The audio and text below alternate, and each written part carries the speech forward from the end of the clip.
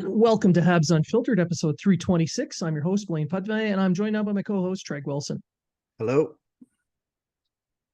So, trade deadline is come and gone. What did you do trade deadline day? Went to the gym, did some work in the morning. Nothing happens before 1 o'clock anyway, so there was no point in really paying too much attention until then. Then I turned on TSN and saw the stupidity that was going on there, so I just had it on in the background and lived my day as normal. I'm not I listen, I don't trade deadline day to me is usually pretty boring until the last couple hours of the deadline, so I pay no attention to it till then. I put out a couple joke tweets about telling Kent Hughes I was going to the gym, so don't make any trades until I get back. But yeah, that's about it. That's all. I kind of was expecting moves, but I wasn't surprised with what happened. But I did think some names would actually be on the move, but Yeah. didn't happen, and it's understandable. I can see why it didn't happen. Yeah. I mean, I spent the day digging out of the snowstorm we had here. So we're getting that here now. So yeah. But we got hit with the snow. They shut down the base, so I didn't even have to go into work. It was great. Didn't use a sick day, nothing. I was working from home. See, here in Ottawa, we can work from home all but 2 days a week. So yeah, I wasn't. If the base is closed, there's no point in logging in from home because no one's working. Yeah. That was my excuse. I logged in. So I spent the day shoveling snow and playing with the dog, and then I came back in just like you with the last couple hours, paid attention to what was going on, and yeah. So that's what we're going to talk about in this episode. We're going to talk about the trade deadline, the trade deadline. Well, and in all honesty, let's admit all the big trades happened during the week. Like there was really nothing. Yeah. There's a few names on the board, but nothing major, like from any team, nothing major that would have, made people were like, oh my God, I can't believe that guy got, so I mean, all the big moves were already done. It was more like, trade deadline week, not trade deadline day. Yeah. I think, and actually on TSN, O-Dog said it right. He goes, we should just change this to a 1 hour every day of the week, and do an update on what trades have been. Like, he's not wrong. Or just doing like a couple hour special roundup after it's done.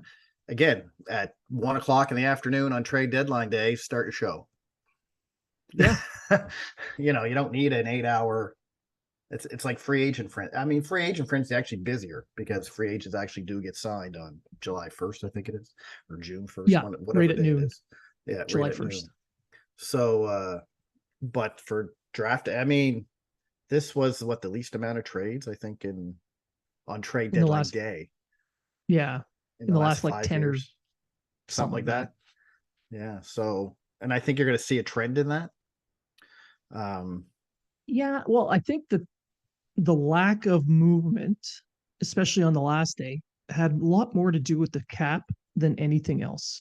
Yeah, but I think when the first chip fall, which I would say Ryan O'Reilly going to Toronto was the first big chip to fall.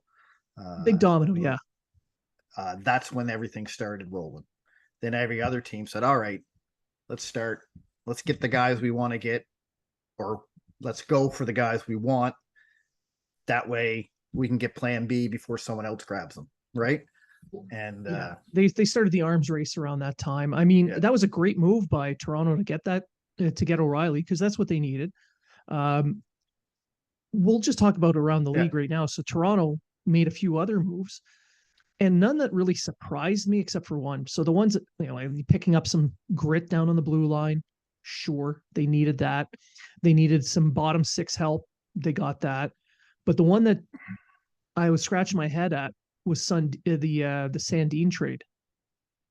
I think that was just to get a first round pick back. I But don't why think would that. he need a first round pick? Well, because he traded his. Yeah, but who cares? Why are you trading an NHL player for a first round pick when you're all in? I just think Dubas likes to have it. Dubas has never gone without a first round pick. Like he got Pittsburgh's there that year. He traded Yeah. and he ended up getting that guy I wanted at the draft. The Russian that ended up getting the tumor. Amarov. Amarov, right? So I don't know. I think that's just Dubas's thing. Like it was like when Bergevin never traded away a first round pick or never picked up an extra first round pick. Uh, it's kind of the But same thing. still, I see what you're saying. I Toronto's see what you're all saying. in, right? Yeah, I just don't think Gustafsson was an upgrade to Sandine. So to me, No, like, yeah, I see your point. I do. I see your point saying, why did you give up a good young defenseman just for a late first round pick? Well, actually, Washington probably won't make the unless playoffs. So unless it's just about the cap. Then that makes a little bit more sense. But at the same could time, be. if the cap was really your problem, why are you making the trade for Gustafsson in the first place? There's less money on your cap, and making that move for Shen. I mean, that's great that you got some grit on the back end, but it's not like Sandine didn't have any. Well, that I was more surprised with the Shen move. I because Yeah, really they already had 8 defensemen, right? Like, why did you need another defenseman? And I mean, like, let's think about it. You need more grit, yeah, but you can't play all these guys. You can't play them all at the same time. Like, who are you taking out? You know what I mean? Like, you're not taking out Riley, and you're not taking out uh, who's the other defense they got? There's a Barry, um, Brody. Brody. You're not taking out TJ Brody. You're not taking out. You're probably not taking out Lilligren. You know what I mean? Like, so who are you taking out to put these other defensemen in there? That's what I. And then if you had Yeah, Sandine, who like Gus, I think Gustin was basically a throw-in. I don't think he was part. I think the deal was the first for Sandine personally, and I think Gustin was just here. You know what I mean? Um, yeah, I mean, hey, he helped Montreal get to the Stanley Cup Finals. Okay, he was on the sure. team. He was on the team, Now, but they didn't do anything to help their goaltending, which I think is the biggest issue that they had going into the playoffs. Because, I mean, that's the big question mark for them. They're going up against either Tampa or Boston, more likely Tampa. And you got these question marks in your net, and you did nothing to upgrade. statistically, the goaltending's good. Statistically, Every single year for the last, 7 years, the goaltending in Toronto statistically has been good. But then come playoff time, the goaltending was bad in the playoffs. I will argue that Freddie Anderson was not bad in the playoffs. He was just a scapegoat in the playoffs. But Well, he did you're give up not that banana you're not wrong. in You're that not what the wrong. seventh game, He did. You're not wrong. or that You're was not wrong. sorry Campbell. That was Campbell. Yeah. Yeah, But you're right. You're right. However, you ask a Toronto fan and they're perfectly okay with their goaltending, just like they were perfectly okay with their goaltending last year until the playoffs. And then I agree. Matt Murray's playing tonight, I think. Tonight is Saturday the 4th. He's supposed to play tonight. I don't think Murray's a great goalie. I'm not a Murray fan. I never was. he had a couple of good runs, but he had Pittsburgh in front of him, and That's my they point. weren't playing in a division like the one Toronto's in right Yeah. now. Because if Toronto were back in the old Norris division out in the Western Conference, they would run the table. But because they're in the division of death, I don't think they have the team that can win. I listen. I think they did everything. I think Dubas did a great job at the trade deadline. I think he did everything he was supposed to do. He got the grit. He got the depth.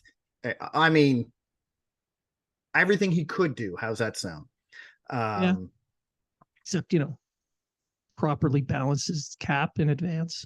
but I don't think he built a good enough team to beat Tampa or Boston. And if you ask me, and I'll agree, and I'll go back to our last show with Spectre's Hockey there, our last show, they got to make it to at least the conference finals. It's not just win the first round. Yeah. And I don't see them beating Tampa and Boston. Maybe Tampa. Now, Maybe. I don't know. Now you look at Tampa Bay, they didn't have a lot of stuff to do. They've got big names and important roles. So they went out and they got a little bit of help on the blue line. And the biggest move they made was getting Tanner Jeannot. And they vastly overpaid for him. Like vastly. But he filled a specific need for that team and one that they identified as a requirement to actually win a Stanley Cup. And you can't argue against that because they've won 2 Stanley Cups and made a cup final all in the last 3 years. And that's why they didn't really need to go out. They've already have a cup. They already have a team built to go to the Stanley Cup. Yes. As a matter of fact, this trade deadline, they only have 3 picks and they all start in the 6th round. That's it. At this trade, because they're all in. They're all in. And that's how you go all in, right? Yep. Why Dubas wanted his first round, still wanted a first round pick. Mind you, he moved up in the draft because Washington's probably not making the playoffs. But they should, even if they got that, why didn't they flip it? Why didn't they flip it to get something else? Like, I know the Toronto fans are happy, and I think they should be. Like, it's it's a good team. It's a good team, and I mean, once again, you get, this is the best team we've had in years.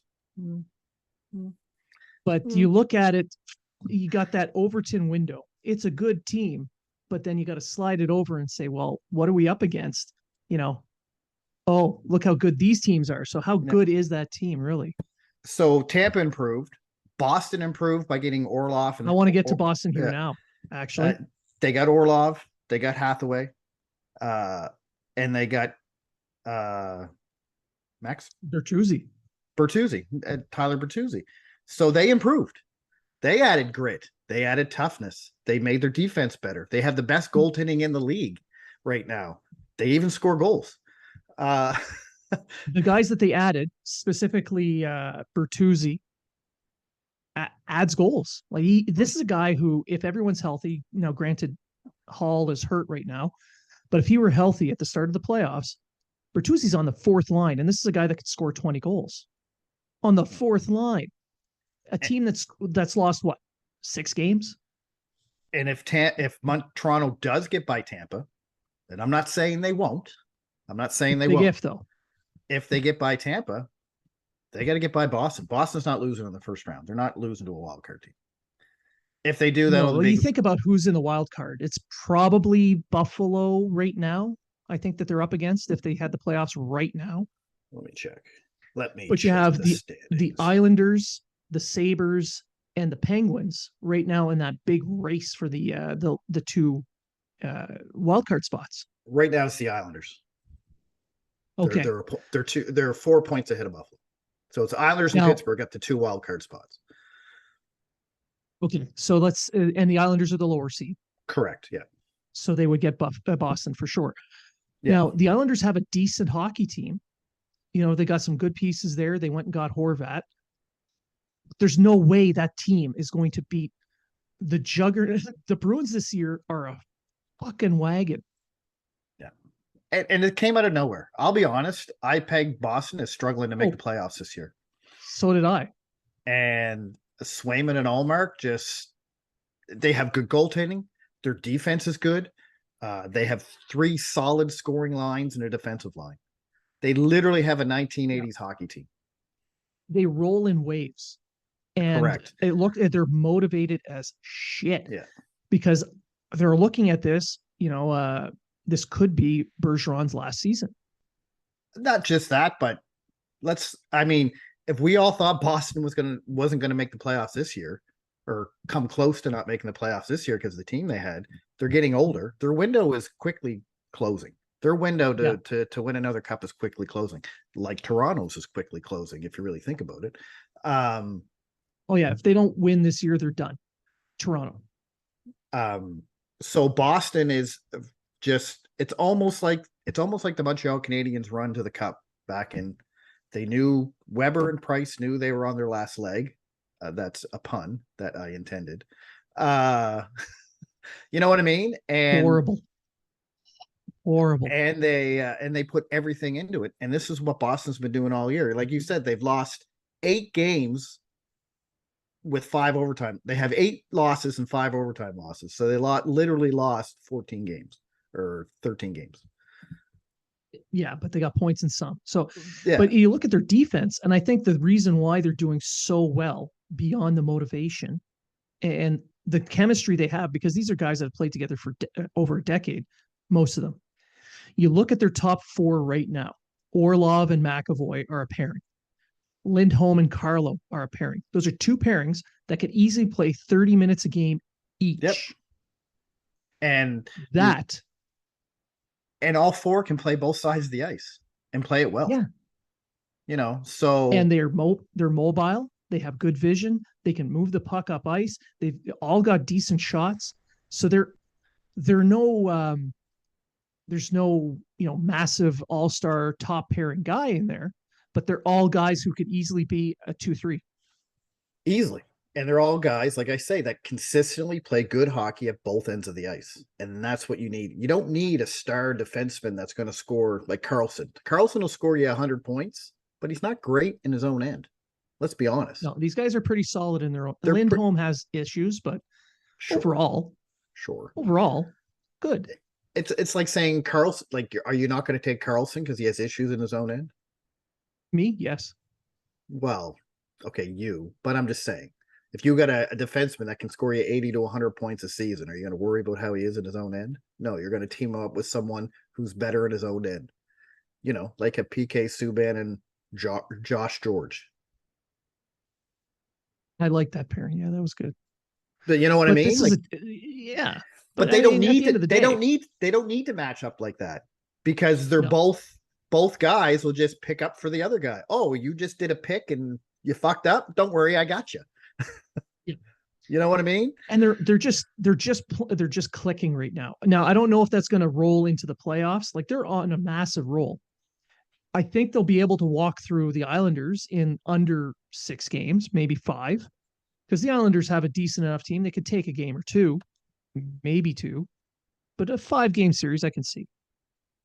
Yeah, like, I mean, there are upsets. I just don't see it happening. Like, I don't see. And no. I mean, it's like we talk about Tampa and Toronto.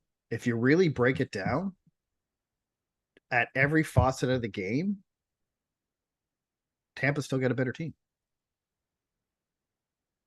Yeah, I think they got bigger names in the more important roles. All right, I know Toronto fans will sit there and say, we got Marner, we got Matthews. Problem with Marner, Matthews, and Tavares and all those guys is they don't play consistently enough at the same time to push you through the playoffs. If Matthews playing good, the other 2 aren't. If Tavares is playing good, the other 2 aren't. It's not a consistent. If they're all playing good, they'll blow you out of the water and they'll rack up points, but then they all disappear for 3-4 games. Then they all disappear. Like last year, Marner had a good playoffs. Do you know who didn't? Tavares and Matthews. Yeah. You know who's had a good playoffs every year for Toronto in the last 3 or 4 playoff seasons? Nylander. Nylander's been their best playoff guy. Who's the one they want to get rid of the most? The fans do anyway. But I'm looking at, you look at the playoffs now. They got to go through Tampa. I think Tampa takes that series. Boston, I think, has the team this year because of the way they're playing, not necessarily because like the whole is better than the sum of its parts for Boston in this case. But the team that I think that would have the best shot at beating them is Carolina. They match up well. And then Carolina, they went out in the trade deadline and they picked up some pieces to really help out.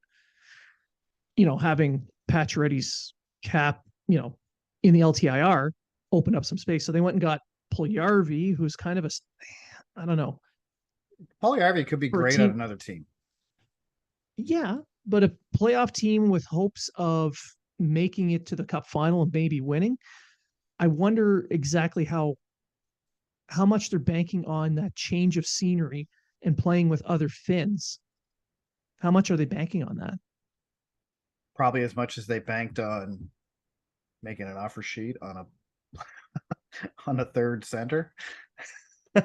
Now KK is playing a little bit better right now, so in that that's good. he got moved up onto the second line. I think he has something like 8 points this last 12 games or something like that. Like I'm not, don't get me wrong, he's not playing bad. I mean, he's Well, then I got to improving. use the same standard that other people use on Canadians players when they're putting up points. Unsustainable. I listen. Kotkaniemi is a great third. He's going to be a great third line center. He's going to be a good third line But center. But that's what he is. yeah, and they went and got Shane Gothisbehere to replace D'Angelo, which is fine. I mean, they didn't spend much to get him, No, which is exactly the kind of bargain bin shopping that Carolina loves. I don't think. I think Carolina has maybe an upset in them, maybe, but I don't see them going to. I don't see them winning the cup. Oh no, no, I don't think so either. But if they were to have a first round matchup with Boston again, I think they have a shot at winning that series. They could, yeah. They match up well with Boston. But they got to get past the Rangers. Well, they'll have to get past Pittsburgh first, which I think they can do because Pittsburgh has absolutely no goaltending. And let's say, I would say their window is pretty much closed. They're like hanging on by the ledge. Yeah. And props to them, 17 years of making the playoffs. They're 5 Maybe points. 18. They're 5 points above Buffalo right now with the first wild card spot. 10 games in hand. One game in hand yet. Yeah. Ottawa. I mean, Ottawa, Florida, and Buffalo are all tied with 66. So they're all within 4 to 5 points of those last two wild card spots. But they're also within 9 points of a top 10 draft pick. And I did not see. Well, actually, I thought Ottawa really improved their team, especially getting Chikrin for next to nothing. Yeah. And I think that Arizona just played themselves out. They just asked for too much and waited too long. Yeah. And they waited themselves out. Yeah. Armstrong wanted to do what Sakic did when it came to Duchesne. Just kind of, yeah, he's available, but you got to meet my price. And then he did the whole trade related reasons scratching. So he forced his own hand. Yeah. So it's a unforced error on his part. Yeah. And he had to take whatever he could on the last day. And Ottawa, to their credit, just sat there and waited and waited. And they said, well, here's my offer. This is the best I'm going to do. So I think of those three teams, because Florida did nothing. Buffalo added a couple minor pieces. They fixed their logjam of goaltending. But really, no, if any of those three teams just outside the wild card, it's going to be Ottawa that makes it or doesn't. Possibly. Really, because like I say, Florida did absolutely nothing. Good. Which is good for us. Buffalo made minor moves. But I mean, you're looking at Buffalo, sense. Which makes sense because I believe Buffalo's kind of in that. We'd like to make the playoffs, but if we don't, we're okay with being in a lottery, and in a draft lottery. We're not, because they're not there yet, although it's coming. Buffalo is going to be a great team, I think, in the next couple of years. Same with Ottawa. I hate to say it, but I think Ottawa is going to be a great team in the next couple of years. Right? So yeah, they need to do a couple more things, but yeah, they've got the pieces. Now you look across over to the Western Conference, and I think did anything not a lot was done there. Did anything? Not much. I mean, Colorado got Jack Johnson back and Lars Eller. And Lars, actually, that was a good pickup for Colorado. Again, you win games by winning the middle, and with a strong two-way forward at 3C and Lars Eller, they're going to have a good solid three lines. I think Colorado's team to beat in the West anyway. I think they're the. Yeah, well, I mean, they are the defending Cup champ. Not just that, but I think if you look at the makeup of their team, goaltending still has question marks, but it did last year when they won the Cup with Kemper. So, And if you look at all the other teams that are contending, say, I mean, maybe Dallas. But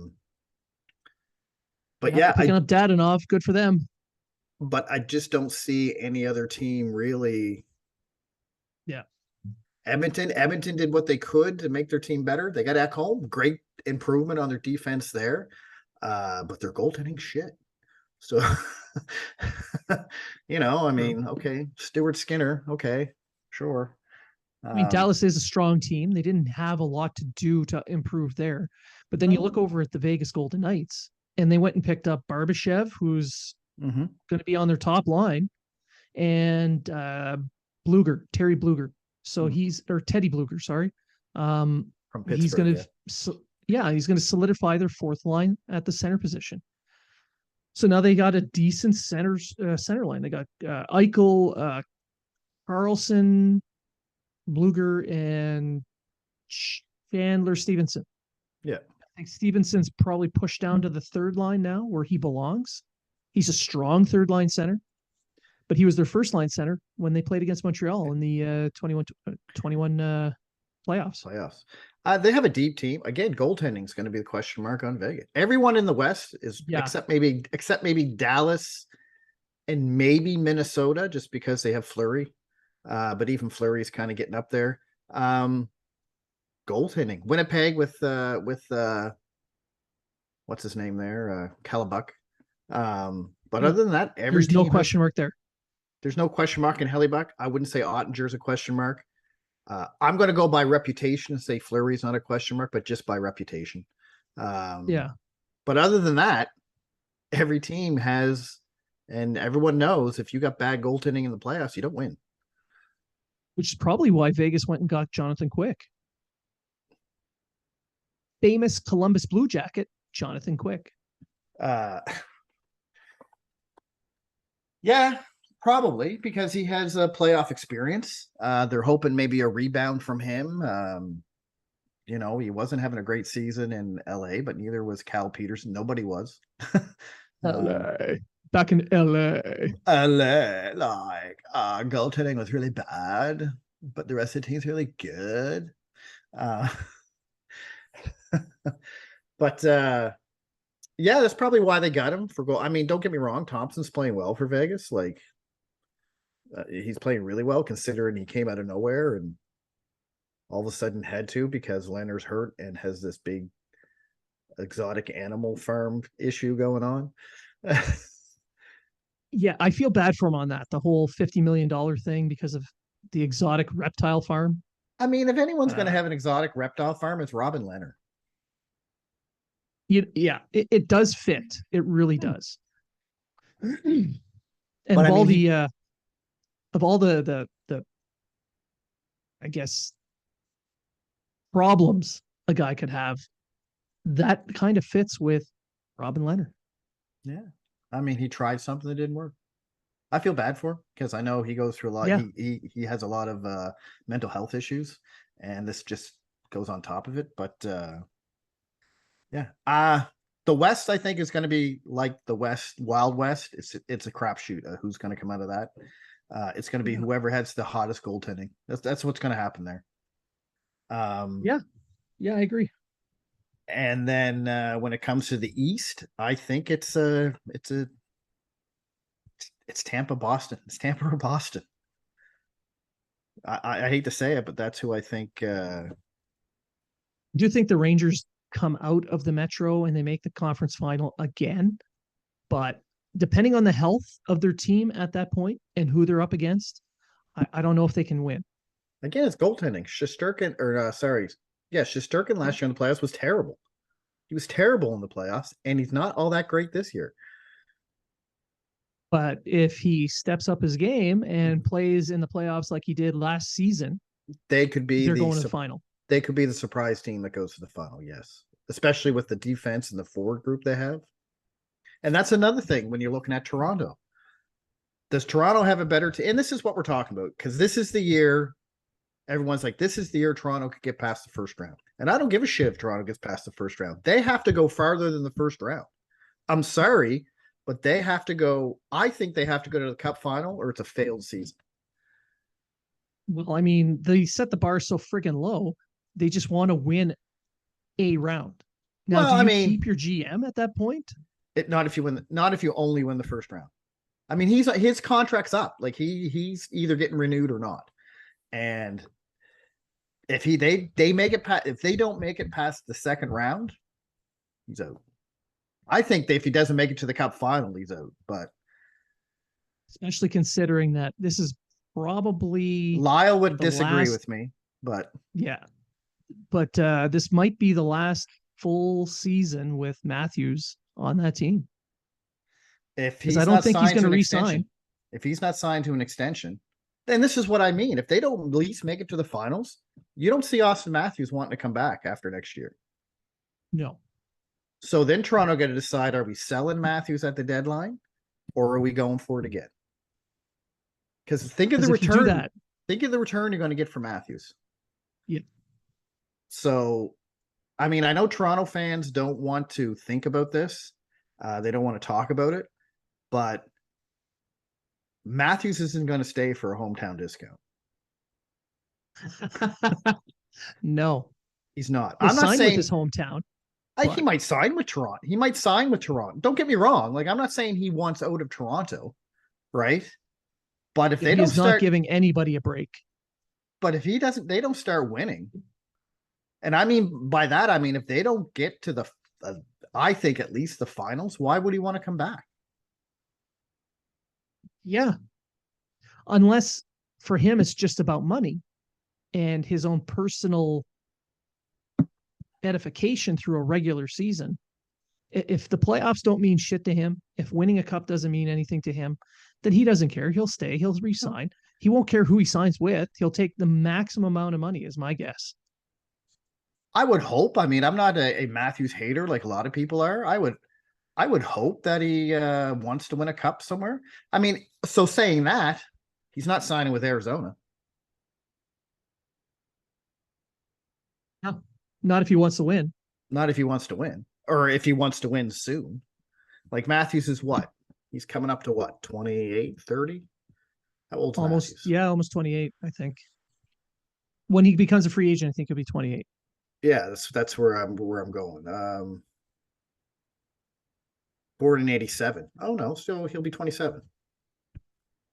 But he set himself up so that he can have the two paydays on his contract. So you got the big Right. payday with that first one, but he made it just long enough so that he'd perform and do well and get a second massive payday. A player who does that isn't doing it so that they can sign a hometown discount No. and go win No, a cup. he's going to be the highest paid player in the NHL in this next contract. Guaranteed. Yeah, unless does McDavid become a free agent before or after him? I think it's after. Oh, But cap yeah, friendly. so yeah, if he does have the contract come up before McDavid, I would say he becomes the highest paid player Until until McDavid. McDavid. McDavid. Let's And, see. and then there's another whole soap opera coming up. So I'll let you find the answer to this question. McDavid's till 25, 26. Okay, so one more year, then.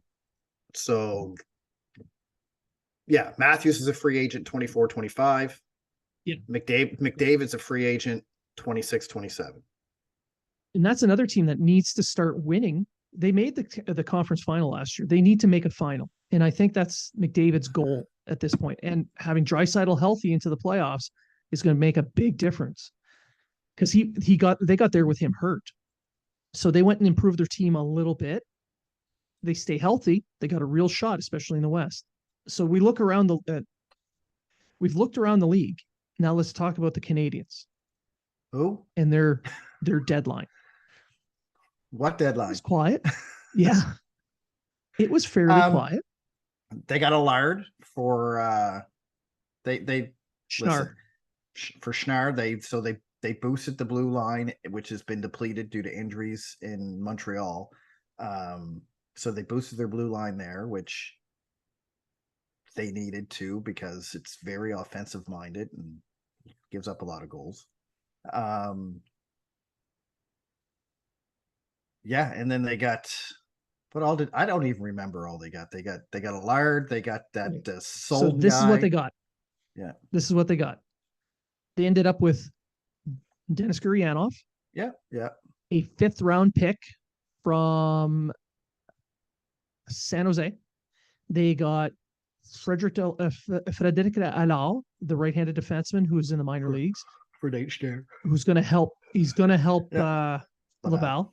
Tony Sund, who's a left-handed defenseman who's 27 years old and plays in Europe, who may or may not ever come to North America. He's Adam. He's And Ingstrom's D partner in Rogel. Yeah. Yeah.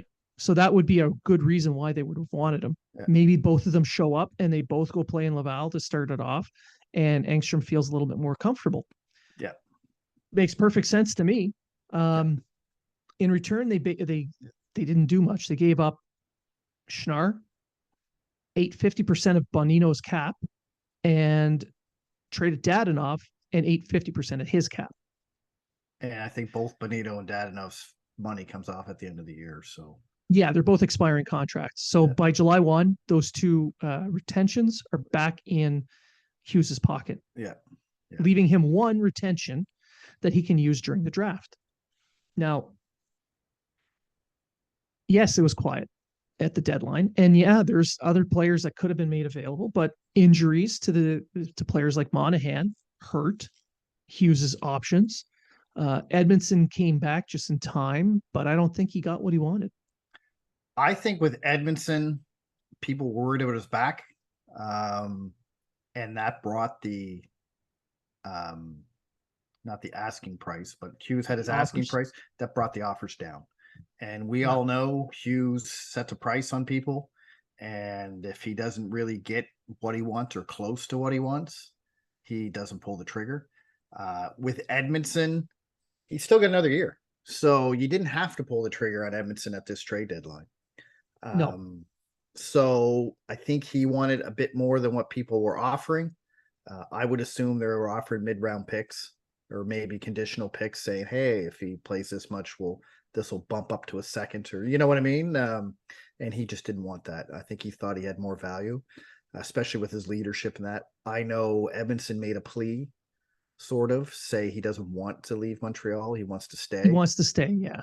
Yeah. And, you know, whether that had something to do with it, I don't know.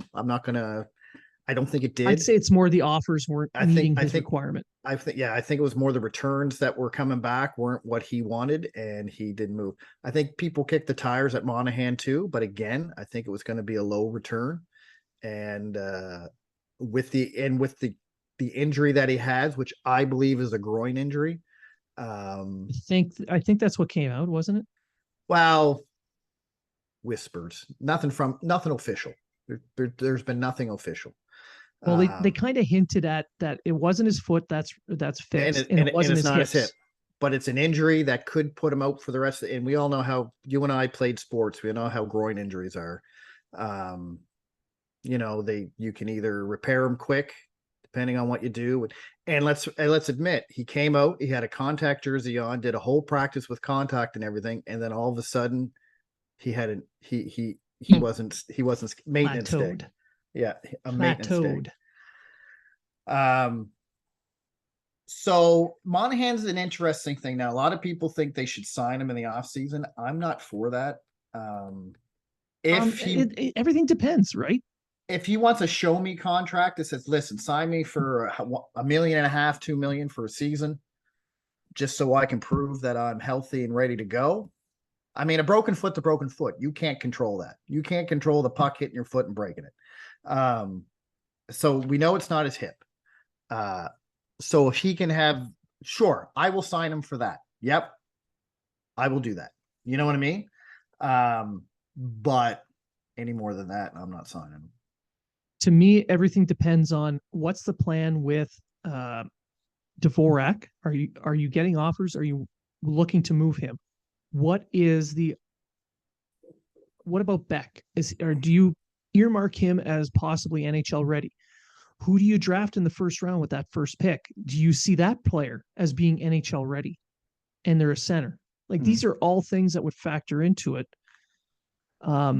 But if you feel like having him in the lineup to help support the younger guys for the 1 year and then flip him again, great.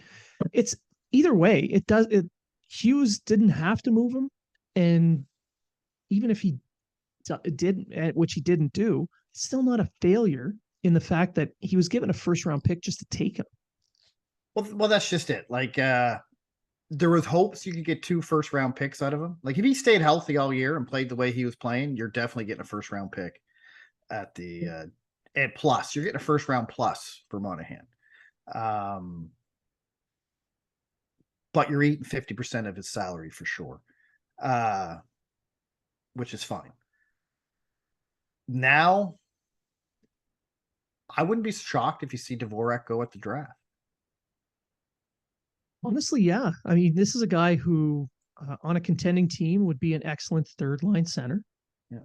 Who can give you some points, eat up some defensive minutes, play on penalty kill. Those are, and he's on a team friendly contract for 2 more seasons after this. But it also depends on where you're drafting and who you're drafting. So there's a lot of factors right now. There's a lot of factors that go into it.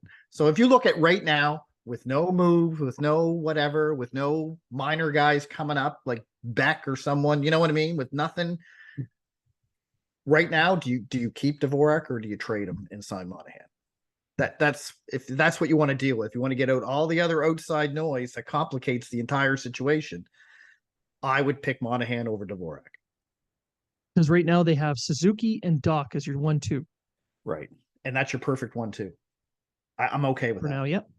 Yeah. Right. Because I think 2 different style of players, but they're giving you the exact same thing. Doc can improve his face-offs, which he has been sort of doing. I don't think he's any worse. It has this out. I don't think he's any worse than Suzuki when he got hurt. Because Suzuki, he's only a 44% face-off guy himself. So it's not like he's, which is something that the team needs to focus on, because you want to be a possession team. You want to start with possession, and that's where face-offs come in. And if Dvorak's your best face-off man, which he is by a fair margin, he's one of the better ones in the league, actually. Yeah, which people don't seem to forget, because Dvorak does get a lot of shit, but he's actually playing the role he's supposed to be playing quite well, if you ask me. Yeah, he is. And we got to also keep in mind, and I'm going to make some people vomit right now, but come draft day, what are the odds that Pierre-Luc Dubois ends up in Montreal? That's another center. So, that factors into things too. Well, and I was, again, that's why I said, are we cutting out all the, because now I'm kind of pro sign him as a UFA, but what if Dubois is using Montreal like Lecavalier did to get a great deal from somebody else? Which is possible. Like, I do believe Dubois wants to be in Montreal, but I also do believe Dubois is going to play for Boston if Boston says, we'll give you $10 million. I think it's more plausible now that he would want to play in Montreal, based on the fact that all kinds of players have been saying how much they love the team. And it's not like it's, the platitudes of, I like playing here. It'd be nice to stay, but. In this case, you got Savard, who was raving about the Montreal area, clearly because he's from there. Matheson, another one, because he's from there. But these are people that want to be in Montreal. Edmondson, another one. And everyone that they've talked to around the league, when they talk to players from other teams, even the players from other teams, when talking to the press from Montreal, mentioned that's a good room, and St. Louis is there. So I think it's more than likely that he would want to play in Montreal. Absolutely. But like you said, players are mercenaries in the fact that they want to play for the most money, because they only have a small window of opportunity to make that money. Yeah. So I can't blame him for wanting the best possible offer. So does he drop $2 million off his demand to play in Montreal versus, say, Boston offer him, let's say they offered him 9.5? Not only do you drop $2 million, but you're dropping $2 million and then paying the extra taxes on top of what you dropped. So really, you're probably dropping almost $4 million. Which factors in. Are they willing to take a little bit less based on taxes and salary offers to play in that city versus not? Yeah. Now, And very possible. It's plausible that he does. but it's also plausible that Hughes goes to Cheveldayoff and say, "Hey, we want Dubois. We're drafting sixth, say they end up drafting sixth. I mean, there's a great possibility if you look at the remaining schedule that they draft third, fourth, or fifth. But if they keep playing the way they're playing and still surprise win some teams and do all this stuff, sixth or seventh, they're seventh, I think, right now, but sixth. Well, they might make the playoffs now with Drouin scoring goals. Elite sniper, Jonathan Drouin. Anyway, so I mean, if they finish in the top 5, you're drafting a center. Yeah. Yeah, right? Absolutely. And these are not just any centers. These are guys who are going to be on the top line or could be. Probably next year. Well, I mean, maybe. I mean, if you're getting Bedard or Fantelli, they're playing in the NHL next year. Yes. If you get Michkov, you're not playing for another 4 years. But I wouldn't take a flyer on Michkov unless I'm drafting 6th or 7th, to be honest with you. But anyway, that's just me. But if you're drafting top 5, any of those top 5s could be on the team next year and make an impact. Whether they... Or 2 years down the road. Or at least 2 years down the road. So then you go, all right, well, I got this guy who's probably going to be our number 1 center when he gets here. Do we pay for Dubois? I don't think the motivation to pay a hefty price to get Dubois is there because of that. I don't. So if he wants to go to Montreal, and if he's holding Winnipeg hostage, saying I want to go there, fine. But you're not going to offer up that first round pick. You're not going to offer up anything major Dvorak, in a trade. Maybe a prospect. So wait until he's a UFA. So, but this brings us back to the whole center thing in Monahan, and for the value, I think it would be worthwhile to sign Monahan for 1 more year, then trade him. But it's all the factors. I agree. I totally agree. If you can get him for a cheap, show me what I can do, like let me show what I can do type contract, I would sign him all day. However, well, even if it's not that cheap, if he wants $4 million, give him $4 million. Who cares? Sure. You got the money. Sure. And then you eat 50% of his cap when you swap him out. Like, you know what I mean? Yeah. You sign him to a 1-year contract, a show me contract. And if it works, great. If it doesn't, well, you lose nothing in the end. All you get is a guy who's a veteran NHL player who can help mentor your younger guys. Yeah. And then you can still flip him at the deadline, just probably not for as much as you thought you were going to get in the first season. Get a 2nd round pick, like a halfway decent prospect. There you go. It's still that plus the first you got just for taking him. It's a win. Yeah.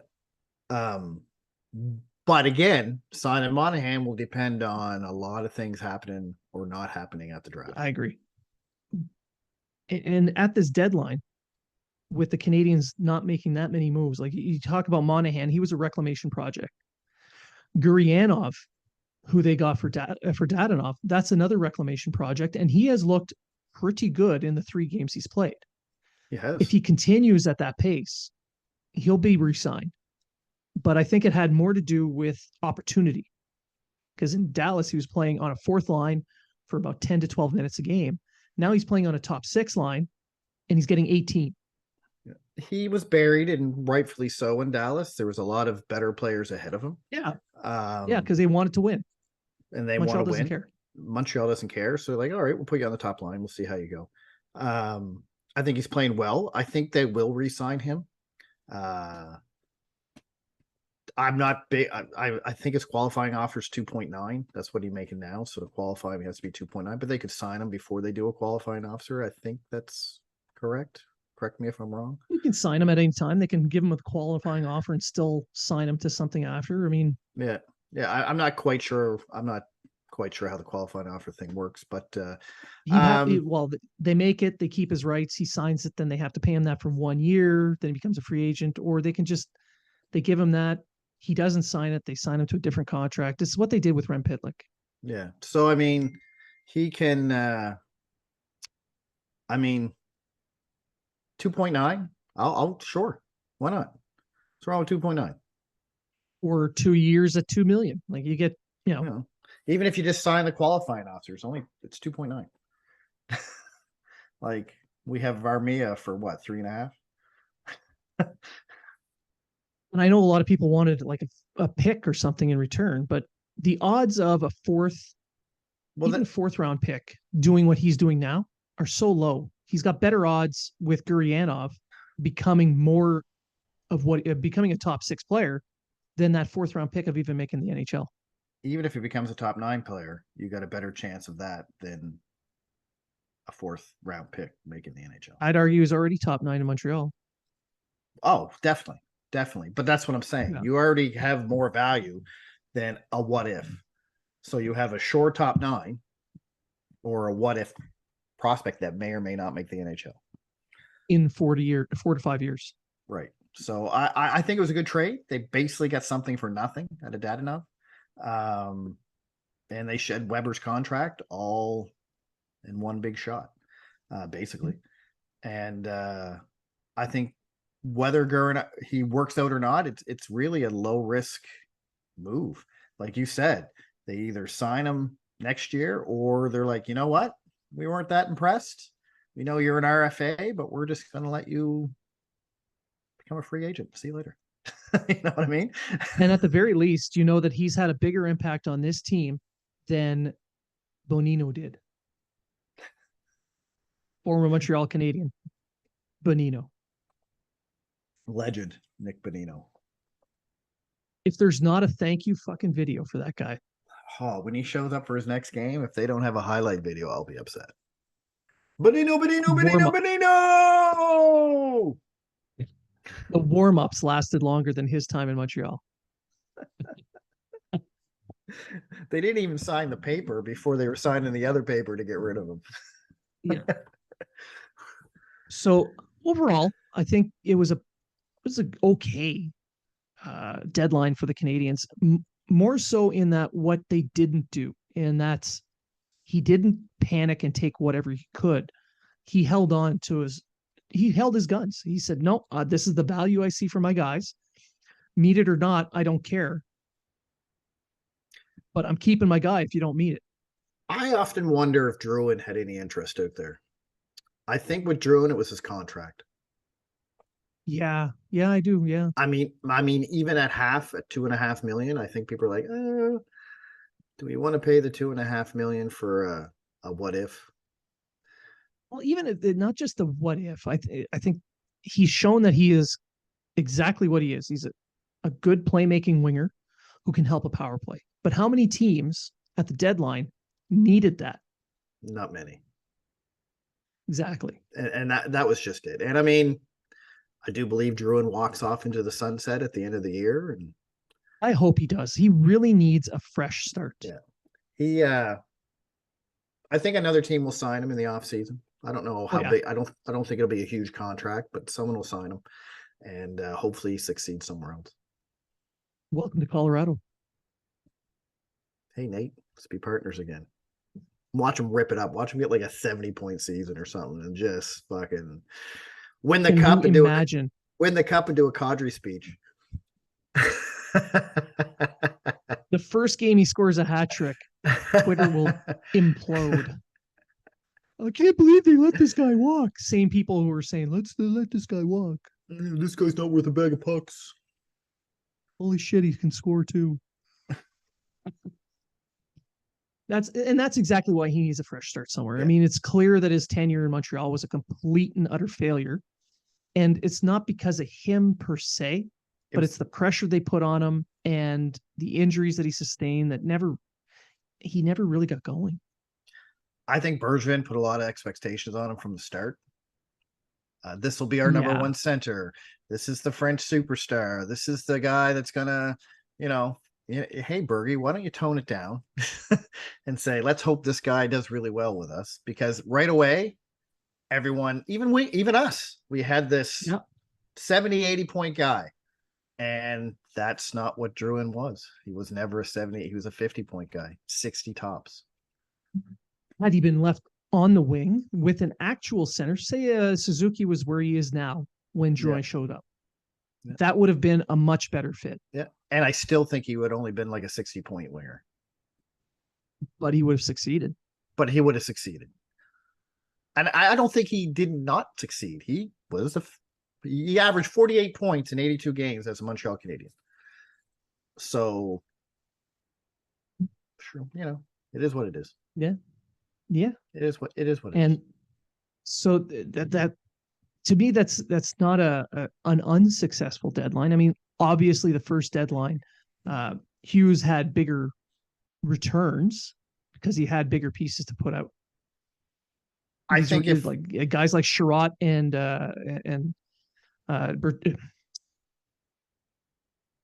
Toffoli were both healthy, so they were able to get the full value. Well, that's just it. If Monahan and Edmondson were relatively healthy, you would have probably had 2 more first-round picks. If Drouin, I mean, Dadonov, you got a deal for him, so let's not worry about that. But if Drouin maybe had a better season, where he showed promise that, hey, this guy can hit 50, 60, you know what I mean? You might have got something for him. Yeah. But the market really, like you said, the market really wasn't out there for a winger. It wasn't really out there for a guy to help your power play or a setup type winger. It just wasn't there. No. Market would have been there for a guy like Monahan. There would have been a better market for Edmondson had he been healthy, because there's markets out there for top 4 shutdown defensemen. And I honestly believe Edmondson, that he had deals for Edmondson in hand that he just passed over because he didn't like the return. And he wasn't trading them just to trade them. That's right. As a matter of fact, he was told not to get any more 4th-round picks. So right away, if someone threw him a deal that had a 4th-round pick in it, he said that right in his presser. I was told not to pick up another 4th-round pick. He was smiling and laughing when he said it, but yeah, he did say it. I mean, yes, I think it was a bit of a joke, but again, look at the picks they have. Like, do we need any more middle round picks? No. And I think that's what he was jokingly getting at, that they have enough picks. He didn't come out and say, we got enough picks, because they do. He kind of made a joke about it. Had it been, it's the quality of pick, I think, that makes the difference. Maybe a 2nd-round pick could have enticed him, maybe, but he might not have been offered that. I think, and even though he played well in the game he came back, I think his back was still a question mark for a lot of people, and it devalued the return. If he would have came back 2 weeks ago or a week ago, I think he would have went at the deadline. And the way that Hughes talked about his moves and his non-moves shows he's taking more of a holistic view of the team's build. He's not saying, okay, here's a hard deadline. I need X number of things by this day, in this day, in this day. He's looking at it more of a time frame over years, saying, okay, well, I need what I want, what I need now, but I'm not going to just give away stuff just because this is a deadline. We've got the summer coming up. The draft is coming up. There's more opportunity there. So I'm not going to panic. And he clearly said, I am not making a move if it doesn't advance this team. Yeah. So basically he's saying, I'm not making a move just to make a move. I'm not just trading Edmondson off because I need to I better make a move at the trade deadline, or else people will think I'm not doing anything. He probably looked at all of them and said, none of what I'm getting back is going to propel this team forward. Yeah, and taking anything in return that he didn't see as a full value for Edmondson. Yeah. The value he brings to the team playing and mentoring the younger guys is more than a mid-round pick. Yeah. Yeah, and I totally agree. And like I said, if he can be healthy next year, then you're going to have a good trade deadline asset to get rid of trade deadline next year, unless we hit the 400 millionth injury list again. But who's to say he's on the team come next spring? Who's next to say? Training camp? Maybe come the draft, you're looking at Winnipeg. We want Dubois. You want a center and a defenseman. I got Edmondson and I got Dvorak. That's what you're getting. I mean, look at the return for Kane.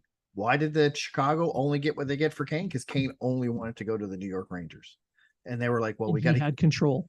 We got to get something for it." So if Dubois only wants to go to Montreal, he has control. He goes to his agent, says, "I want Montreal. I don't want to sign another RFA with Winnipeg. Right? I'll sit out the season." You know what I mean? Or trade me there, or I'll just sign a 1-year deal, and that's it. So his hand is forced. Either you let him stay on the team. For a team like Winnipeg, who have a team that can compete in the playoffs in the Western Conference, do you want to take that gamble where your guy's going to walk away, or you have to trade him at the deadline? Because it's again, not a good look.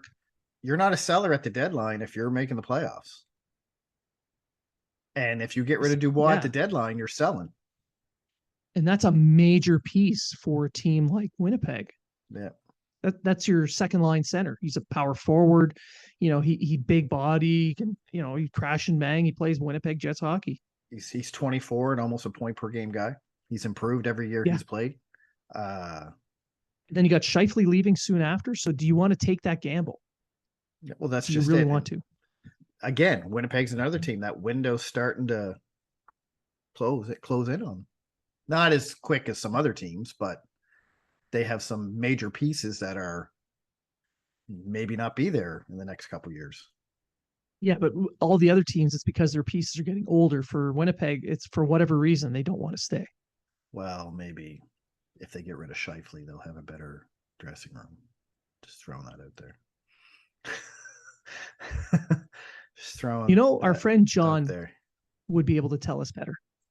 I don't think John would over a beer. Yeah. Maybe in private over a beer, maybe. I know if I promised not to sing karaoke again, he'd talk. He's like, yeah, you don't subject me to that kind of pain again. Sure. By the way, John looked really good at the trade deadline. I liked his suit. He always looks good. He always has a good suit. Even his jogging pant suit during COVID in Montreal was top notch. You showed that to the wife. She won't let me get one. I'm like, come on, this is epic. I'll get you a fleece evening gown. We'll match. Hey, imagine John, the electricity between us. You wouldn't even know that was that type of suit. No, imagine the electricity between you and the old lady. Jesus. If she's wearing a flannel night out dress. I mean, and you shuffle your feet on the carpet. Anyway, that's pretty much her for the show. Winners and losers. We're going to end it off on that. Who, in your opinion, did the best at the deadline to improve their chances at actually winning the cup? I'm going to have to go with Toronto. Because, like I say, Tampa already has the team they just added here and there. Boston again, but the way they are, they just added here. But Toronto, besides that Sandin move, Toronto basically went all in and said, "Hey, we're going for broke." I don't think they're going to do it. Good pick. But I don't think they're going to do it. But I think they did the best job. Did the best job. Yeah. Yeah, I can see that. I won't belabor that point, but in my opinion, I think it's the Rangers. Tarasenko, Kane, they needed scoring. They got scoring. Now they're guaranteed. The Kako and Lafreniere are down on a third line with Chittle, and that line is killing it. They already got a strong defense. They already got the goaltending. So I think the Rangers did the best to move themselves forward. But Toronto, yeah, I can see it. But for the losers at the deadline, the ones that paid a lot for pieces that you just know they gave away assets in a losing cause. That's a tough one.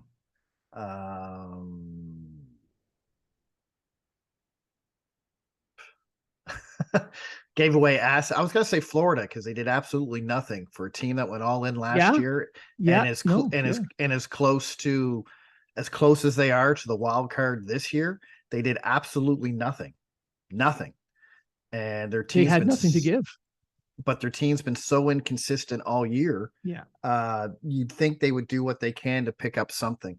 So that's who I was going to go with. But if people who gave up something to get, Well, it could be you know any team, what? really, at the You know deadline. what? Any Yeah, team. I think Florida's a big loser. I think Vancouver. I don't understand what Vancouver was doing at this trade deadline.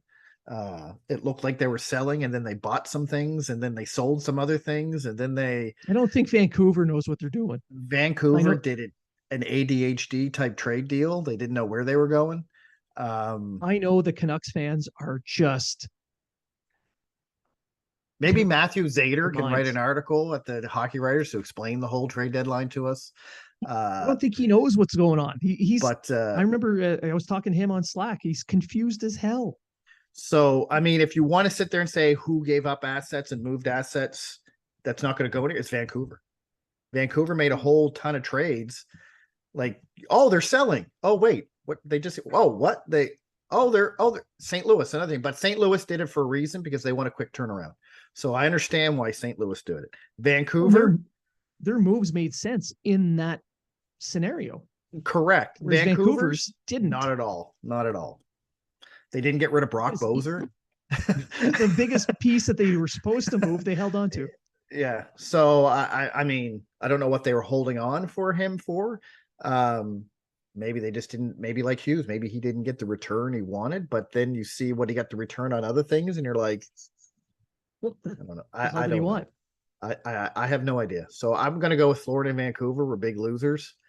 I'll add one more name to that list, and that's the Arizona Coyotes, because they held on so long to probably the best trade chip that would have been out there available in Chychrun. Yeah. And they held on so long that They got nothing for they lost. Yeah. Which would make Ottawa one of the bigger winners, in my opinion. But they have the best injured team in all of the NHL. They have a Hall of Fame injured team. That's true. And when they become healthy, look out. Look out. Anyone that was playing NHL 2008, they would love this team. Arizona has the best team on paper. Datsuk, Pronger, Weber. Oh my God. Marion or Hossa. Voracek. Voracek now, yeah. I mean, listen, I know we're signing off, but what a joke that is. 57% of their cap is on LTIR. Like, yes. That's not right. I'm sorry, but it's not right. Like the NHL sits there and go, if you're trading an injured player just for we're going to scrutinize it. However, there's we need to meet the cap floor here, so just give us all your injured. It's the same thing. It's the same thing. But yet, in reverse. Yeah, blind eye. Oh, that's okay. Which just proves that the league, I mean, Bettman has it out for teams that are trying to win, especially if those teams are not the Rangers or LA. Like, they want big market teams to do well. Tampa Bay. Look at Kucherov. Yeah. Oh, I'm injured. Oh, playoffs. Woo! Like it's a miracle. Yeah. Like, I'm sorry, but there has to be the parity in the NHL when it comes to the cap and to the money structure is so out there. I mean, you just take taxes into consideration. He doesn't care about that because all the higher taxes are in Canada. And I truly believe Bettman just wants big market teams to win, and all the big money market teams are in the United States because the Canada money market doesn't count. That's the issue. Even though that's the majority of the money. The Canada. Yeah. But he's guaranteed that money no matter what. So correct. Why even bother? Correct. He wants if he sees big money market in the States, that's when all the TV revenue comes in from the States, which is the big money, right? And who he has to cater to. And you can call, I'm not a conspiracy theorist, but I truly believe Bettman is doing everything he can to ensure that American teams keep winning the cup. I know he's doing everything he can to keep American teams in American cities. because he's putting in videos where he's essentially whoring himself out to Tempe to get that arena. So yeah. The Tucson Roadrunners yeah. get more of a crowd than the Arizona Coyotes. That's sad. They got a bigger rink too. I'm just saying, that's sad. Yeah. That's sad. So on that note, now that everyone's angry and wants to tell Bettman to go fuck himself, I think we'll end the show there. I want to thank everybody for tuning in. I know this show went over a little over an hour, but it's a trade deadline thing, so why not? We talked about a little bit of everything, and that's because you guys have been sending us emails and DMs asking for more of this kind of content. So please, if you want more of that, you want something else as well, send those DMs, send those emails, let us know. We're going to do our best to give you guys what you're looking for, on top of just us chirping each other incessantly, which I know is still a pretty big draw. So maybe we'll even get Matt to do a show shirtless. Well, we got to get him on first. True. He's always working. But I want to thank everyone for listening, for watching. And remember, if you're talking about it, so are we.